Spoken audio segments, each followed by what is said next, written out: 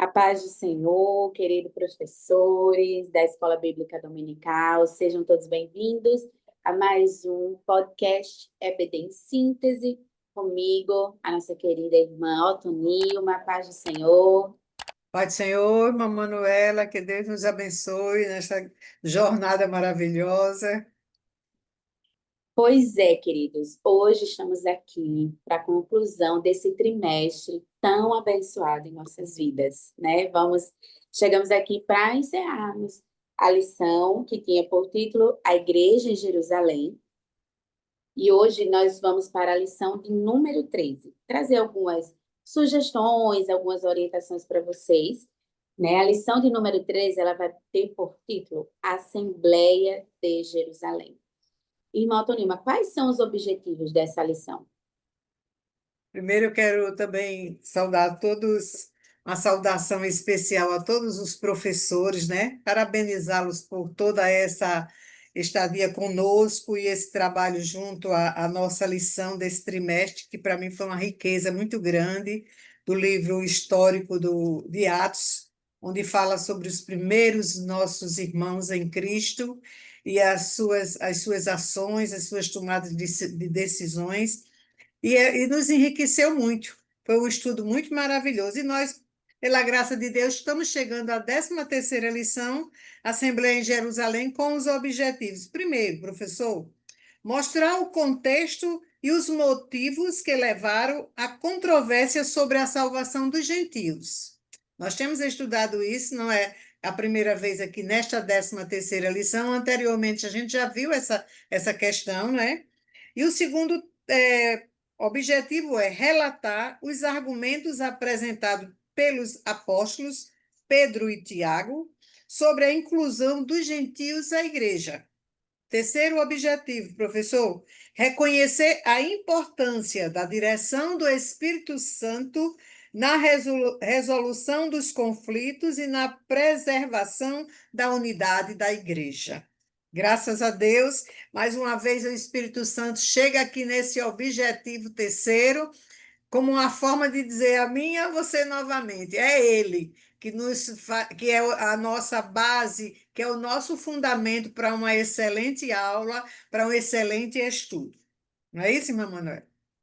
Isso mesmo, queridos. E para essa conclusão, né, da lição, a gente traz como uma retomada até o começo dessa história, né, dessa lição. Então, nossa primeira sugestão para você é fazer um resgate em uma linha do tempo com os seus alunos, e aí pode ser no próprio quadro, você pode entregar uma folha, né? Normalmente, com os meus alunos, eu entrego uma folha e vou trazendo ali de forma resumida, mas trazendo principalmente a praticidade dessa palavra, e aí, com as palavras deles, eles vão colocando ali. A ênfase não é no que, ao longo desse trimestre, qual foi o título, né, a passagem. Não, a ênfase é retomar até aqui como que a gente chegou. Então, quando falou lá no início, né, que a igreja que nasce no Pentecostes, então, o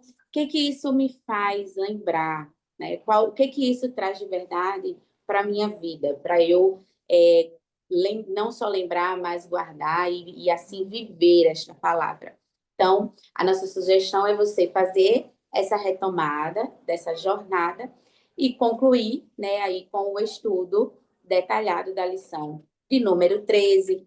Então, dando ênfase não só à palavra-chave, mas é esse contexto histórico que ela está inserida, né, principalmente considerando os conflitos que vai trazer aqui, né, até o último tópico, né, o último objetivo, desculpa, ele vai falar sobre essa necessidade, a importância da direção do Espírito Santo na resolução de conflitos e na unidade da igreja. E isso é algo interessante porque atualmente é o que nós estamos imersos, né? Então, todo local vai ter problema, né? Local vai ter aí algum conflito, e justamente quando ele fala aqui não só sobre a importância da direção desse Espírito Santo, mas é enfatizar que essa direção ela vem por meio da palavra de Deus. e é o que a gente vai ver ao longo do estudo da lição de número 13 nesse desfecho. Então, a nossa sugestão primeira seria justamente essa retomada dessa linha do tempo. Irmão Tonilma, quais seriam as suas sugestões, contribuições? Fique à vontade. Eu gostei muito da sua ideia quando você convoca um trabalho usando a linha de tempo. Essa linha de tempo, ela pode ser de uma forma mais abrangente, se o professor quiser fazer um fechamento da lição como um todo, partindo de alguns tópicos, desde a primeira lição até chegar à 13ª lição, ou se ele quiser centralizar mais na 13ª lição, pegando alguns fatos históricos que nortearam a ação Sim, da igreja, partindo assim da ascensão de Jesus, de todos os fatos, o Pentecoste dos irmãos de Pedro com os apóstolos, depois o Pentecoste na casa de Cornélio, que ali também houve um Pentecoste, não é verdade? E assim você pegar vários fatos, dando sequência, até chegar nessa questão aqui, desse problema sério que a igreja enfrentava e que chegou, como diz o próprio comentarista, que era um assunto sério, que poderia até desencadear uma desestruturação total da igreja, desvincular-se, mas glória a Deus, né? Espírito Santo na liderança dos apóstolos, manteve a igreja unida na unção do Senhor e que tudo foi resolvido. Eu achei muito boa acho muito boa essa sugestão da linha de tempo. Assim como gostei também da metodologia sugerida pela própria lição. Eu gostei dessa metodologia, que é um estudo de caso, não é? Um estudo de caso guiado pelo professor, direcionado pelo professor, onde o professor vai relatando os fatos da lição com os seus alunos e vai fazendo alguns questionamentos. E esses questionamentos vai norteando todo o conteúdo da lição. Por exemplo, eu botei assim: elabore questões que norteiem o estudo, fazendo as indagações aos alunos e vá conduzindo a formação da sua resposta. E coloquei aqui algumas sugestões. Qual a questão que gerou na Igreja de Cristo uma discussão tão grande, um atrito tão grande entre eles, que estava comprometendo a compreensão da salvação pela graça? A gente sabe que a confusão era muito grande e estava comprometendo a doutrina da salvação pela graça. E esse é um aspecto muito importante que deve ser observado, né? Que a salvação em Cristo Jesus é pela graça de Deus que nós alcançamos.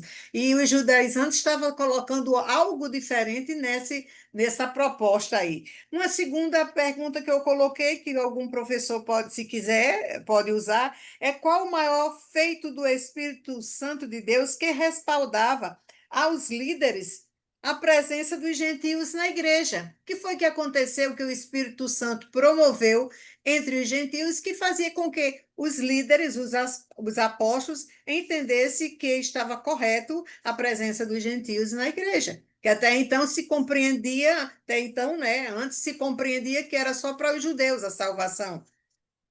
A terceira pergunta que eu coloquei é: defina a questão doutrinária que estava sendo afetada. Lembre-se que é questão doutrinária. Eu não sei se é o momento, mas eu vou colocar aqui. Eu acho muito importante nós, professores, quando formos trabalhar qualquer assunto da lição bíblica, nós situarmos o assunto dentro da perspectiva da doutrina sistemática. Que doutrina é aquela que eu estou trabalhando? E aqui eu estou trabalhando a doutrina da salvação, não é verdade? Doutrina da salvação pela graça. Então, eu acho muito importante, professor, que a gente tenha essa capacidade de buscar as doutrinas sistemáticas, que eu gosto muito, e a gente vê, pegar a nossa lição que está sendo estudada e colocar lá dentro, colocar os fundamentos, colocar os princípios, para ir abrindo assim a compreensão do nosso aluno no sentido de situar o conteúdo dentro de uma doutrina da nossa igreja, né? Uma doutrina sistemática da nossa igreja. Outra coisa: primeiro concílio, onde ocorreu e o que ficou definido no primeiro concílio. Aconteceu dois concílios. o primeiro concílio, eles chegaram a um momento de discussão tão grande que acharam por bem que a decisão final fosse tomada em Jerusalém, onde estava a grande massa dos apóstolos. Ou seja, os pais da igreja estavam lá, que eram os fundadores de todo o conhecimento bíblico, de toda a história de Cristo, de toda a vivência com Cristo. Então, essas duas assembleias que aconteceram, é bom que elas fiquem bem explícitas, bem declaradas, bem esclarecidas, e qual foi a definição que aconteceu tanto em Antioquia como em Jerusalém. Qual foi a definição que aconteceu?